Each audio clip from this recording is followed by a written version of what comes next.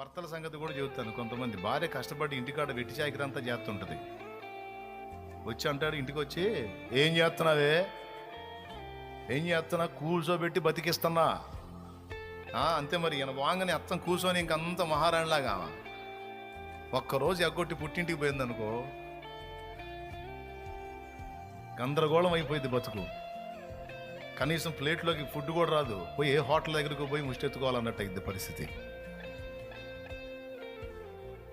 నిజంగా అండి, లేడీస్ ఇంట్లో లేనప్పుడు అర్థమైంది వాళ్ళ అవసరం, వాళ్ళ పని ఎక్కడ దరిద్రం అక్కడే ఉంటుంది.